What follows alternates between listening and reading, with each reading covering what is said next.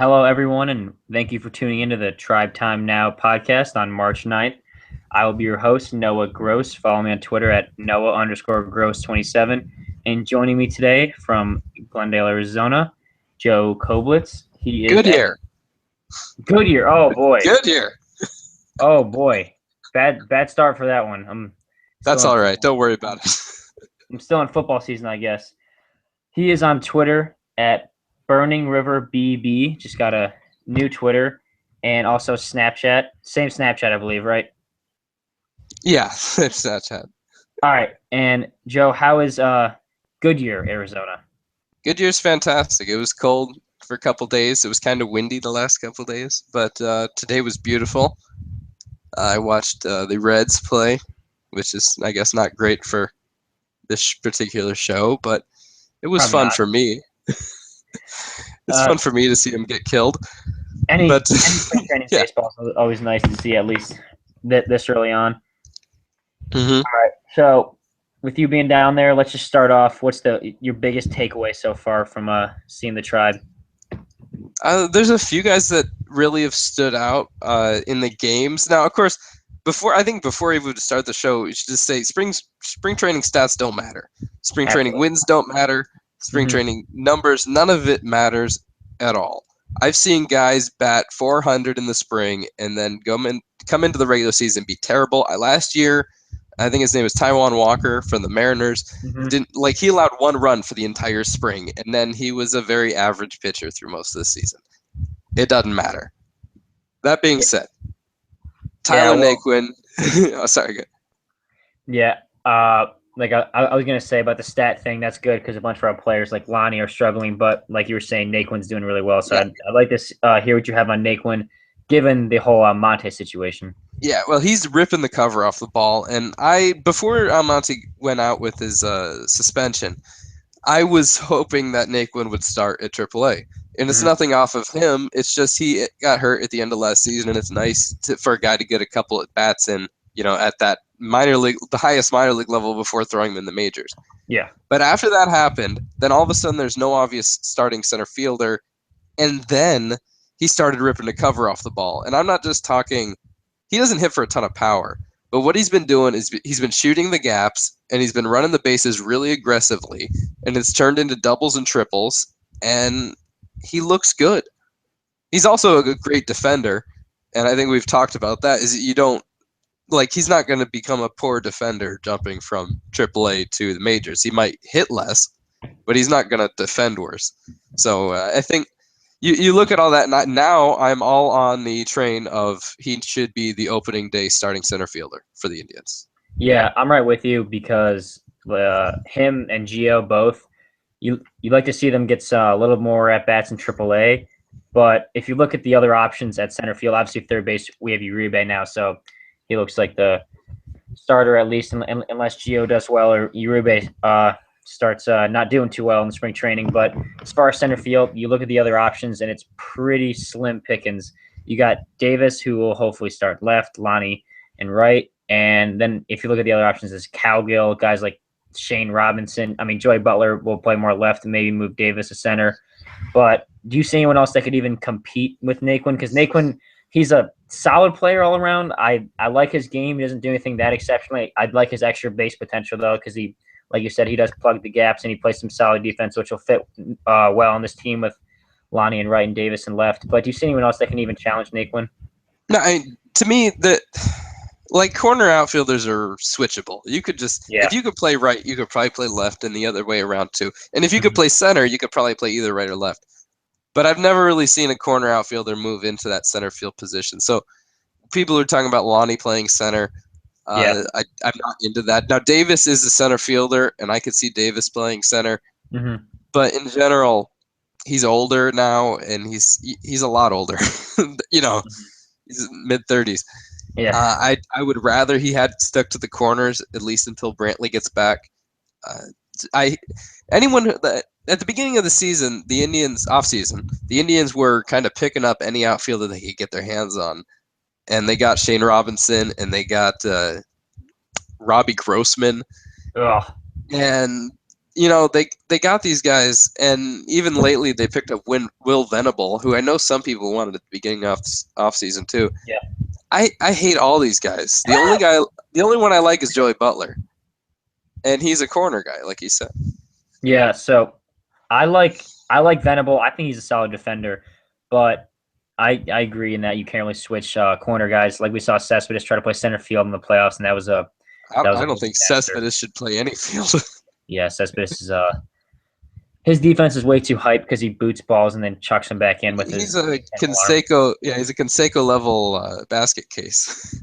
Yeah, he is. But uh, as far as that center field option, people were starting to get pretty mad that we didn't sign Austin Jackson, who went to our division rival. But it came out that we actually offered him a job, and with a lot of playing time, he just wanted to go to Chicago. I am not a big Austin Jackson guy. He's been on the decline, and I think people overrate him because he kind of killed us in Detroit. But again, who doesn't kill us when they're on Detroit? So I don't think he would have been much of an upgrade over hopefully Naquin if he starts in center field. I think Naquin's just as good at defense because Jackson's getting pretty old. His defense is on the decline. His offense has not been where it was in years, and he's an older guy. I like this infusion of youth we're trying to have on this team with Naquin. Do you think Jackson would have helped out at all? Yeah, I think if you'd picked up Jackson in, let's say, 2012, Yeah. when he was a 5-WAR player and a pretty good defensive player and a decent hitter, he would have definitely helped back in 2012. The Austin Jackson of today is not that hitter. I don't get why you would spend millions of dollars on a player like that when we just said they have Will Venable, they have Robbie Grossman, they have Shane Robinson. I don't care about those guys either. He really wasn't that good of a hitter last year. He batted 267, slugged 385. That's really exciting numbers there in 136 games. He had a lot of playing time and just really did nothing of interest. Now, I was interested in Dexter Fowler. Yeah. Back before the Cubs signed him. If they could have got someone of that caliber or better, that would have been interesting to me. I like the Davis signing. I was on Davis before the offseason started. I saw him as a guy that would be a great fit. So they got him. So let's be happy with that. And I'm really happy with this team right now going into the season. I don't think there was anything they needed to do. I agree with that, but with the Indians fans, they're never going to be happy because everyone thinks the Dolans are cheap, which they are, rightfully so. But another guy that some fans wanted was Pedro Alvarez. Again, I'm not a big Pedro guy because he doesn't really fit on this team. He had about, I think it was 27 home runs last year, which is great and everything, but a couple of downsides to that is it's from the left side, and we don't need any more left-handed hitters, and he's not good at defense. Third base was awful. First base, better, but nowhere near as good as Napoli. I love Napoli at first base. I think he's going to be a big upgrade over Santana. So he'd have to play DH, but we already have Santana there. So that'd just be a whole mess. And some people will try to play one of those guys at outfield. I think that would just be a complete disaster. Sacrifice a ton of defense for a little more offense. And Alvarez strikes out a lot. I'm not a big fan of guys with power that still strike out a lot. I'd rather have some more average. So Alvarez going to the Orioles. I'm interested to see if you think that is a loss, or you think we actually, or that's not a loss and we don't really need Alvarez. It's funny. At the beginning of the offseason, I wrote an article for Outside Corner about what the dollar per WAR was going at. And that's not necessarily a fair comparison because veterans are going to get paid way more than younger players. Yeah. But on the free agent market, it was up to them somewhere near like $5 million per win added. Yeah. And the more wins you added, the less that number was because, guys are going to get a certain minimum. Alvarez was 0.1 WAR last year. Mm-hmm. 0.1. That means he's essentially a replacement level player. And you could say, well, he hit 27 home runs. Yeah, but like you said, he struck out 131 times too. And he batted 243. So you're going to start complaining about Carlos Santana batting there. He's worse than Carlos Santana. There's no question at all. Carlos Santana is a much better hitter and a much better defender than Pedro Alvarez. And Napoli is both as well. Mm-hmm. So and you said the third base. He hasn't played third base in over a year. Yeah. There's a reason. If he could play third base, don't you think the Pirates would have used him there last year? They signed Aramis Ramirez. They traded for Aramis Ramirez at the end of the season. You don't think they would have used him at third base? Yeah, so Yeah, yeah. Pedro is just not a guy I want at all. Then I want to bring up another guy in spring training that I hope you've been seeing a lot of. I really like this guy. I've been hearing a ton about him for years. Eric Gonzalez is big, lanky shortstop, finally starting to grow into his body. Of the games I've seen, he looks really fluid at shortstop. I know you're getting a up close look at these guys. So I'm interested to see if you feel the same way. And he's starting to hit, which was the big question with him. We have a bunch of shortstops in our system. We'll get to Stamets later. Just figured out how to say that. It's That all are right. that are great defenders. So Eric Gonzalez, I'm seeing potential.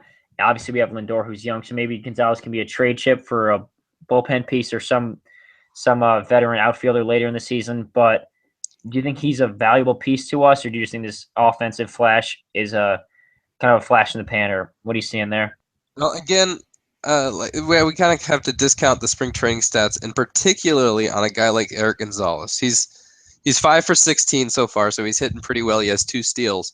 Mm-hmm. But if you watch the games or look at the box scores, you'll notice that almost every time he gets into a game, it's in the end. Yeah, And what happens at the end of spring training games is it's a bunch of double and triple A guys who probably have no chance of making any team. They're just filling out innings. The beginning of the game, they'll put the starting pitcher in for 2 to 3 innings. Then they'll bring in the closer for the third or fourth inning. Then maybe they'll bring in a outside shot starter for another 2, and then it's just whoever. So he's not facing the top talent of these teams. He may towards the end of the season, spring season, get to face some more of the guys like that. But right now he's not. So that's why you really have to throw away guys like him. And Stamets is batting 444 and yeah. 9 at bats. So you really have to kind of throw away those numbers. Not to take away, they are getting those hits, but it's just they don't mean a whole lot at this point. Naquin has been playing. He started some games. He's been playing against some real pitchers, so I think his numbers mean a little more when we talk about that. Gonzalez, he's a really good defender. My problem with him is he has really bad timing. He was ahead of Lindor. Yeah. He was here first. His chance was to essentially make the major leagues last year or the year before and take that Jose Ramirez spot. He didn't. So now Jose Ramirez has that Jose Ramirez utility spot. So what is he supposed to do? And really, what do you want him to do? So yeah, to me, they should have traded him this offseason. He's definitely worth something to somebody, and they didn't. They didn't. So they really need to be working on trading him now, unless they're expecting someone to get hurt. There's no room for him at all. Yeah, and we got a lot of depth there. And you brought up someone else I want to talk about, Jose Ramirez. But first, I want to talk about Stamets. I know you said that these stats don't really mean too much, but I was talking to you a while back, and you said Stamets was looking amazing defensively. I mean, it was like the first or second day or something like that. But you really liked what you saw. Anything more to add on him? I mean, everyone knew he was a great defender coming from the David Murphy trade from the Angels. But even when we got him, he got sent to, was it Double A or High A? I think it was Lynchburg. Yeah. Yeah, High A. He batted in like the 100s. Everything I heard about him was he was still a plus defender, but hitting wise, nothing there. You haven't seen anything more with him though. He's been hitting really well in spring training. For whatever you want to take that as, he's been playing even later in the game than sorry, Gonzalez. lost it. Than Gonzalez has. Yeah. But he looks all right. I did watch them. The infield practice, I feel, in spring training means more to me than in-game situations. Mm-hmm. Now, of course, I guess the ball is coming to you, but you also have to field a ball every 30 seconds as opposed to, every 3 innings. Yeah. So you can really get a much better look. In the first infield practice I watched this year, everybody looked silly. They're all dropping things, throwing them all over the place, whatever. Even Lindor. Nobody looked good. But by the third or fourth one, they all looked really good. And seriously, the whole infield all the way across looked perfect. Your Jose Ramirez, Ursula, Lindor, Stamets, they all looked fantastic. And they're making plays that you would expect really good defenders to make, I guess. He is definitely a very good defender from everything I've seen so far. Yeah, and one of the guys ahead of him, as you mentioned, is Jose Ramirez. Now, are you like one of the crazy Jose Ramirez fans, or No, I'm not crazy. all right? Well, Who told you I was crazy? well, a lot of the people on Twitter, forget who it is, or I'm not going to mention names right now. They think Jose can play anywhere, bat anywhere. I like Jose. I like what he did at the end of last season. He's doing pretty well in spring training. As far as versatility, do you think he can stay in outfield? I think he played pretty well in the Boston series last year when he played some left field. I think he's the perfect utility guy. I know all you guys do dislike Aviles. I didn't mind Aviles that much. He had a rough year last year, but I think Ramirez is a perfect filling guy. I like him at second, short, third, left. Like you said, corner guys don't really transition well, so I don't know how I feel about him in center, but corner, outfield, all across the infield. Do you think he has a chance to play outfield a lot, or do you think he's just going to be an infield guy this year? I hope not. I mean, I guess that's great, and I do think he's very versatile, and I think you could throw him out there a game or two. I don't think he's played outfield at all this spring. I have not seen him Really? play in the outfield. And looking at these numbers, it looks like he's only played shortstop. Wow. So they said he was going to play in the outfield, but I have not seen him play a single game in the outfield. You still see him moving around the infield, though, right? Second and third. Yeah, I mean, the thing is, what's great about the Indians right now, and it hasn't been true in a very long time, is that the starting lineup is really a starting lineup. So I could see, assuming no injuries, Jason Kipnis, Lindor, and let's say Santana all playing 150 games this year or more. When you're playing that many games, you don't need backups at every position. Mm-hmm. So, last year with the way Ramirez played at shortstop and Chisenhall played at third, you really needed a guy who could play pretty much every day, either at short or third. This year, that shouldn't be an issue. You got Uribe playing third. You've got Lindor playing short. You got Kipnis playing second. I'd like to think all those guys are going to be there every single day. So if they need a day off once every month or twice a month, Ramirez can do that.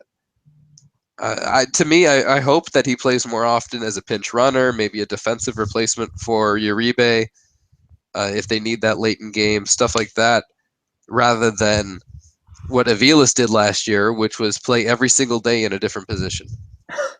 And different places in the lineup every single damn game. But that's enough for the offense for now. Let's I think it was the guys from Everybody Hates Cleveland. I'm going to guess it's them who are the crazy guys who want Ramirez to play center field. Either them or it's a website that isn't affiliated with us. Mm-hmm. There's a guy named Matt, and I'm not going to give him any plugs because they don't come on my shows. All right. But there's a guy named Matt, and he has a website, and it's like WAF or something like that. And I think he's the one that goes crazy over Jose Ramirez playing center field and stuff like that, even though we'd never seen it before. Yeah, almost as they're equivalent to me and Lonnie, my fandom of possibly Chiz. I do want to talk about him a little bit, though. Obviously, Tyler Holt. What? No, never mind. Sorry. Like we've been saying this whole podcast, numbers don't mean that much. But as for the games I've watched, he's had outfield assists in almost every single one. He's made a diving play. Have you heard anything from Tito or anything about if they're still going to try to put Davis there? Because I never understood the whole try to put Rajai Davis in right field a little bit. I am obviously a huge Lonnie fan, so I'm biased, but he I think he can hit at least 250, be a league average player, which is tough to understand for Indians fans. Hopefully consistently his defense is not going anywhere. Do you understand the whole Davis and right thing, or do you think Lonnie is going to be the only guy, or do you think Davis is going to move around too much, or what? What's the deal with that? I think especially with Brantley out, you're going to have Davis in left, and that's it. We'll see as far as what they do with Naquin. Colin Cowgill is still a guy who's interesting because he's guaranteed money this year, and I've heard more talk of him splitting time in right field with Lonnie than anyone else. Right? Yeah, he's right-handed. He hits lefties equal or better to what Lonnie does, and he's an equal or better defender. When you're considering Lonnie. So if Lonnie struggles, I could see those at bats going to Colin Cowgill, at least against left-handed pitching. Now, do you see this being like a platoon where it's like every other day, like opening day versus Price? Like obviously Lonnie's going to struggle versus Price. Do you see Cowgill playing then, or do you see Lonnie getting a most obviously like almost all the work against righties, but some of the work against lefties? Or do you see that being like a 50-50 platoon? I don't know. I mean, and like we said about the numbers, he's batting .077 right now in spring training. And again, like always, spring training numbers don't matter. But you never want to see a guy really struggling. And if he can't hit anything, like if he just looks bad like he does right now at the plate, are you really going to be that much worse off with a guy like Cowgill, who is notoriously bad at the plate? Especially if you're just going against left-handers. Yeah. The guy that can save all that, hopefully, is Michael Brantley. And every day, seemingly, something else comes out that's saying he's hitting in a cage, he's hitting off a tee, or he's doing something else every single day. And I love that he's progressing so quickly, but I really don't know how I feel about him shooting for opening day. If he plays opening day, that'd be great for the time being, but I really, really fear an injury that could set him back further. So I'd rather see him take his time. I don't want to be out the first month and a half, 2 months, but if he was out the first 2 weeks, 2.5 weeks, I'd be fine with that. Do you like that he's trying to get back for opening day, or would you rather see him wait a little bit? Well, one thing is that I still haven't gotten sure of is when they say he's back by opening day. Like, does that mean he played in a week or two of spring training games, or that the first day he's capable of playing baseball is opening day? Because if that's the case, then he can't just come back and play on opening day. He hasn't even hit live pitching yet. They're talking about him doing that this week. Let's say he starts hitting live pitching this week, and maybe he's already doing some live field. He's been doing live fielding, so he's pretty much on pace for that. But if he doesn't get into a baseball game until the final week of spring training, then he will not be ready to play baseball the first day of the season. And I would rather see him play for a week with the Clippers, or even better, probably in extended spring training here, play for a week, and then go for the second week. I think that's a reasonable time frame. You can't. Guys have tried to do it before, especially like a lot of times someone will strain their oblique early on in camp, and then they'll miss all of spring training and try to jump back into it that first week of real games. And everybody else is a month ahead of you, and a lot of times it takes them 3 months to get back on schedule. As far as hitting like they normally would. So I don't want to see him not play in a game in spring training and then just try to jump back into the lineup. That's going to be a mistake. I've never seen anyone pull that off before. Yeah, that was one of my biggest fears. I would not mind seeing him down for a little bit of time, not only because he gets some practice down there, some good reps, but also Naquin. We get to see what he can do on a major league level, or at least hopefully Naquin. But as far as the starting rotation, I remember we were doing a podcast a little while back, and one of the topics was best player on the Indians, and Lindor was said, Kipnis was said, and then the third guy that was said was Carlos Carrasco, and Corey Kluber was not said of the 4 or 5 panelists who were on. And of the few games I watched, Corey Kluber started one of them, and yes, spring training stats, like we've been saying this whole podcast, are basically meaningless, but he looked filthy. His breaking ball was biting a ton, his fastball was jumping out of his hand. It looked, and he was pinpointing. Do you think that he can still be what he was in close to 2014? Obviously, probably not going to be a Cy Young candidate, but do you think you've taken anything away from his spring training stuff so far? Because his stuff has looked really, really good. Yeah, like I said, you can't take stats, but you can take what physically happens. Mm-hmm. So if he throws a slider and it breaks all the way across the plate, that's real. That's something he did, and it's showing that he can physically do it. If he throws a strike, that means he's throwing strikes. So when Danny Salazar came out the other day and struggled with his command in the first inning, but then got back on it in the second inning, like, you can see these things happening, and it's irrelevant what the stats around them are. Kluber looks like he's major league ready for opening day right now. Other than getting his pitch count up to 100, he's ready to go. And I think I tweeted something about it today. And what I meant by the tweet was that I'd rather see him almost pitch less often now He doesn't need to pitch every 5 days. Pitch him as few times as possible this spring because he's there. Let these other guys pitch more often. Let them get the innings and don't try to wear out that arm before the spring starts. Definitely get him up to 100 pitches, but I mean, he's there. Salazar needs a little bit of work. Carrasco looks really good. Tomlin needs a lot of work. Yeah, But Tomlin was one of the guys you can see how these guys are going so far. Yeah, Tomlin was one of the guys I'm going to talk about, and not even the stats for him. He was also in one of the games I watched. His stuff just looked flat. He was not spotting at all. And you said it does matter what they actually like physically do, but it's just one or two starts in spring training. But he also struggled again today. At what point do you start to actually worry about Tomlin? He's a veteran, but he's competing for a starting spot. 3 years ago. Yeah, I mean, what time do I start worrying about him? well, when he first came up. Yeah, I mean, I've always been a pretty big Tomlin fan, especially after last year. I started believing him a lot more. But I know you're not a big Tomlin guy. I try to take your bias away from this. Mm-hmm. Do you think, or would you worry if you were just an everyday fan about Tomlin's start so far? Absolutely. Last year he was so lucky, and I was so surprised when he was that successful at the end of the season.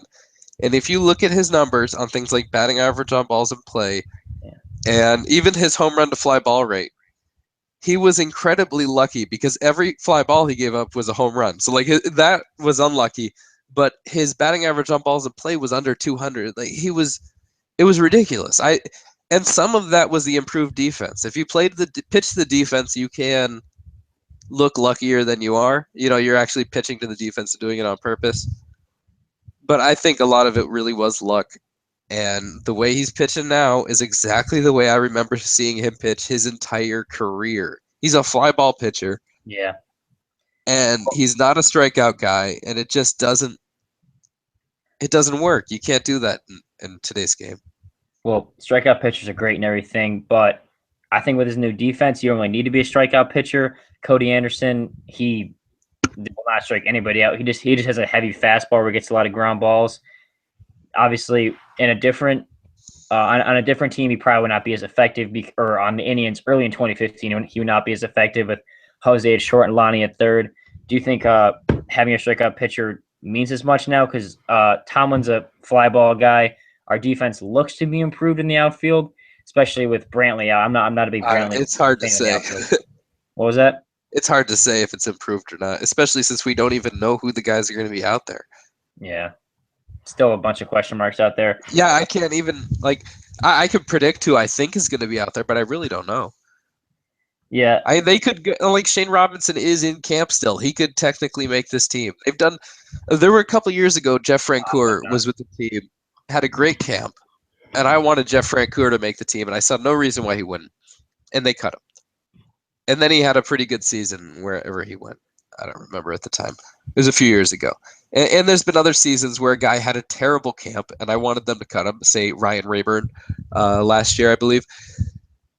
And I was like, why would you keep this guy? He's a terrible defender, and he doesn't hit that well. And they kept him, and he was fine. But whatever. Yeah. So I can't predict who is going to be on. I try to, but I cannot predict who's going to be on the final roster. Yeah. So to say that the outfield defense is going to be better than last year is way getting ahead of yourself, I think. Yeah, well, Tito loves those clubhouse guys, so I'm sure that's why he had Rayburn and even Gialbi on a few years back. But it goes both ways because Rayburn, as much as he struggled in 2015, was it 2013 or 4? I think it was 2014, where he had an unbelievable spring training. And yes, it was his first year. Yes, it was his first year with the team that he had that spring training. Then he had a good season after that too. So. Yeah, and I want to move on to maybe my favorite guy for the Indians as far as prospects go. Clevenger. I love this guy. Love the hair. He pitched when he went up to AAA. He was in AA almost the whole season. He went up to AAA in the playoffs, and he pitched unbelievably. Now, some of that might be attributed to them never seeing him before and not having much scouting on him. But I really like this guy. From everything I heard, he's doing well in spring training. Now, this guy, I doubt he can make the roster out of the 25-man roster out of spring training. But do you see him getting up as a reliever at some point this year? And what have you seen from him so far in a good year down there? The kid's fire. He's fantastic. He's pitched as well as any of the Indians' top three guys. The Kluber, Salazar, Carrasco. He's pitched as well as those guys have. He hasn't given up a run this year. I mean, he's definitely been extremely done extremely well every time I've seen him in practice or in the actual games. Now, I will say this is something I kind of wanted to write about, and I haven't. I'm probably not going to. There's the difference between Tyler Naquin and Clevenger, that I want Naquin on the team to start the year, and I don't want Clevenger on the team to start the year. It's not that Clevenger isn't ready. It's more that he hasn't really pitched in AAA at all, and we don't need him as much. The way the contract situations work out, you've got Tomlin signed, you got Bauer signed. You really have to go with those two guys to start the year, irrelevant of how everyone pitches in the spring. I'd like my top five would probably be the three, and then Cody Anderson and Mike Clevenger. That would be my top five pitchers. But I'd rather they start with Bauer and Tomlin in the rotation and see how they do for a little bit, just because of the contract situations. So, yeah, go ahead. Last year we saw Cody Anderson, who started the year in AA, kind of blew through AA and AAA, went straight to the majors. And I know we've been talking about Tomlin's whole contract situation, how there's no way in the world he would not be on the 25-man roster. But let's say he goes to the bullpen for some reason, he keeps struggling, and Tito likes him more as a long reliever. Would you hate the idea of Clevenger coming up now? Because I was on your side, but after I saw Anderson, some more of these guys kind of go through the minors pretty quickly, not just in the Indians, in the whole MLB. I believe that it can happen, and if he struggles, I'm comfortable with Tomlin. I don't know if you are. Tomlin can come back in the rotation. We can see what he can do, and we have more depth other than that for the rotation too. So I'd be comfortable with Clevenger trying to start the year out there. Are you completely opposed to that, or how do you feel? Well, I'd be comfortable with Clevenger in the major leagues right now. I'm just saying that with all these other options, it's so easy just to store him into AAA until at least those first couple weeks, so his service time passes to the point where you get to keep him an extra year. I don't care about Naquin's service time. Jeff Ellis writes for Indians Baseball Insider, and he does our show every once in a while. He's been saying on Twitter that there's no chance at all that the Indians will bring up Naquin on day one because they think he's part of the outfield of the future. I don't agree with that. I don't think he is I think the outfield of the future is maybe try to re-sign Brantley and then Frazier and Zimmer. I think that's the outfield of the future. I don't think Naquin is part of that. And if he is, losing him for 1 year at the end of it is not that big of a deal. You're gonna re-sign him. You'll have to figure something out. You'll miss out on some money. It'll cost you some money.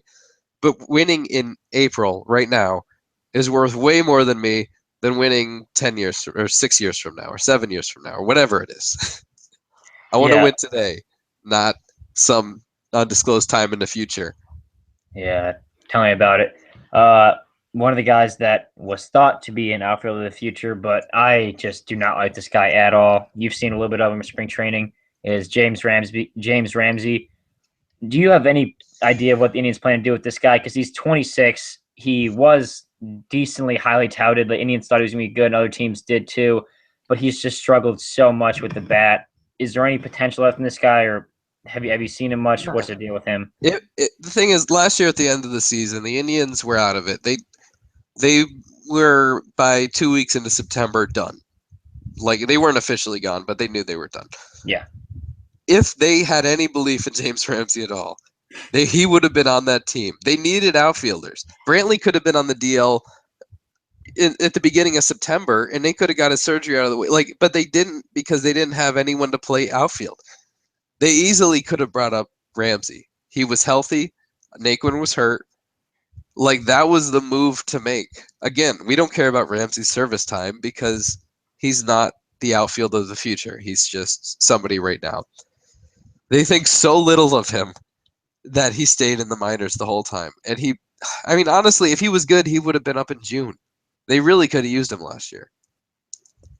So I think they showed then that they're done with him. Just like Jesus Aguilar.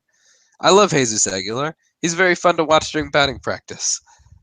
But The Indians obviously don't love him. Yeah, You know, they bring they've him up for shown like two that. games every so often, and then they'll just have like 5 at bats and go back down. Although he Yeah, was in and the then AAA home run derby, which I did enjoy watching. this year, I mean, he would have been. Let's say they didn't do anything roster wise. He would essentially have been the starting first baseman if they didn't sign Mike Napoli or the starting DH, because on the depth chart he's like right there. Yeah, But then they sign Mike Napoli, and it pushes him down not only beyond being a starter, but there's no room on the roster for him anymore because of that. So he's going to start in AAA again, and maybe get a shot at some point if somebody gets hurt. But probably he's done. So him, Eric Gonzalez, James Ramsey. To me, you trade them or you cut them. There's no reason to keep those guys around. If you let's say you lose them, there is somebody else out there who's a free agent or somebody has that they don't care about that you could get to replace him in a second. I mean, you could replace him with Nelly Rodriguez and Bradley Zimmer and Eric Stamets, and you just did it internally without any effort. there's yeah. there's no I reason for them to be on the team. I do like some of these mid-level guys, like the guys you mentioned, Yandy Diaz. I think you're a fan of Yandy Diaz as well. I He haven't really seen him much, but yeah, I he like his really numbers. yeah, he really exploded last year. I like him, although third looks like to be taken by Gio, hopefully in the future. And one last thing, I just want to talk about the bullpen a little bit. I like some guys that are have got limited service time, some youngsters like Giovanni Soto. But have you seen anyone that you like out there? Like some of the guys I just do not want to see with the Indians whatsoever, like Felipe Paulino. I'm not a big fan of Ross Detweiler. They both pitched today. I'll agree with you on both those. Yeah, do you like what you've seen from anybody like that that's competing for a starting Yeah. job in the bull Uh, or a bullpen spot that's not one of like the core four guys like Allen, Manship, Shaw, or who else? Who's the fourth guy that's a guaranteed? McAllister. Oh yeah, Z-Mac. I do like what I've seen from McAllister so far. Well, I'm Joe not a Z-Mac Thatcher. guy. Joe Thatcher looks really good. I think he will make the team. I think That's surprising to me because he's aging not too well. He's a lefty, which I like, but he's not had a good year. And he's the best lefty in camp, wow. Well, other than actually, Crockett. And I'd actually like to see both Crockett and Thatcher make the team. I don't think Soto hasn't pitched well so far in camp. That's nothing to take away from him. I got to see him pitch a few more times. But I think again with the whole you got service time, you've got minor league options to deal with. I think the easiest way to go is with Thatcher and Crockett. My own personal preference, depending on what you're doing with Cody Anderson in the starting rotation. If you want to put Tomlin in the bullpen, then you just lost that second lefty spot because you putting a long man back there. It's kind of I'm not planning. I don't think they need a long man. They've got five, 6, 7 starters who can all go the distance. So why would you need a long man? But yeah, so I wouldn't include one in my projected bullpen. I'm on board with you there. And to finish off, we talked a little bit before the podcast about this, and I just definitely want to hear you sing on air. So tell us about this Joe DiMaggio story you've been talking about here. It's really stupid. I don't. For some reason, I've had it in my head all morning. I was riding my bike this morning and singing Joltin' Joe DiMaggio, Joe DiMaggio, you on our side.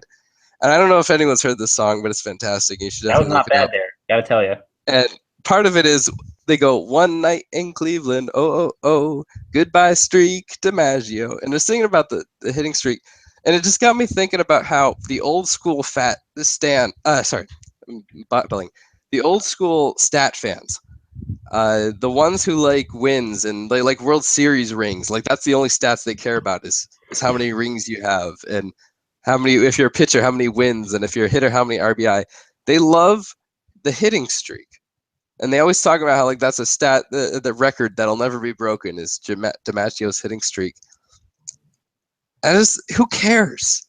Why does it matter? Like if you look at how many, I could look it up real quick, but how many hits did Michael Brantley have last year? How many games did he have a hit in?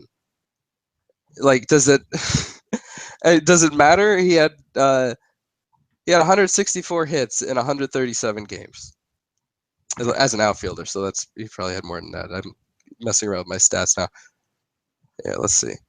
He had 164 hits in 137 games. That was right. So he averaged more than one hit per game. Like, to me, that's way more important than getting hits in 56 consecutive games. Who cares if they're in order? Like, why does the randomness of the order matter? That's the weird. Like, it just seems so stupid. And then I started thinking, like, well, it's not just like the old school fans, stat fan. Maybe that's not something that the really old school ones who only care about rings and wins care. Like, maybe that's from like the '90s fans who like home runs and batting average. That's like a different. I kind of think the new school stat people kind of lump them all together, but they're actually different groups. Because I think the really old school guys are smarter than the '90s guys who just base everything off of batting average and home runs and ribbies. So I think the '90s type of fan are like the batting streaks more than the really old school guy. I think they understand baseball more. Yeah, It's all and just mindless babbling. well, I always like a good rant to end a podcast, so I appreciate that, Joe. Do you And like hitting streaks? I mean, like, do you care? well, I can say I care more than you do because you don't seem to care much. But I mean, I understand your point 100%. Brantley was unbelievable last year. He was consistent throughout the whole year, although I guess not as consistent as every single game. I just think it's cool to have the media attention around you and to have not just one. I mean, even if you go over 2 with 2 walks or 1 walk or something, that's not an off night by any means because you're still getting on base. But to have that many games in a row, not having just one, I don't want to say bad game, but game without one hit, I think that's pretty impressive myself. And I don't think it ever will be broken, but it's definitely not as impressive as some of these older school I guys think hype it's it up. so random that it can be. Because all that has to happen is someone randomly lines up their hits. All you'd have to, I mean, technically, if you had 56 games in a row where you had one hit, that's all you need. Yeah. So if you have a guy who, like Brantley, averages more than one hit per game, a guy like Ichiro, back in the day, or Mike Trout, if you have a guy like that who's getting multiple hits per game, there's easily a chance that he's going to have hits in 130 games a year or something like that. What if they just happen to line up? I think it could definitely be broken, but I don't think it matters. I think there's so many more important things than that.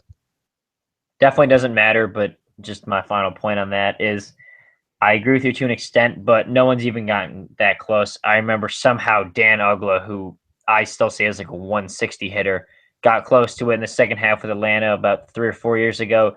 Is he like 30 something? Yeah, J-Roll did, but I don't think anyone's gotten over about 33, 34, anything like that. No. Yeah, so it is tough to beat. It's impressive, but like you said, it is kind of meaningless. Yeah, look up the song. We can't play the song because Damien will get mad at us, but look up the song "Joltin' Joe DiMaggio." You'll enjoy it. All right, I'll have to check that one out.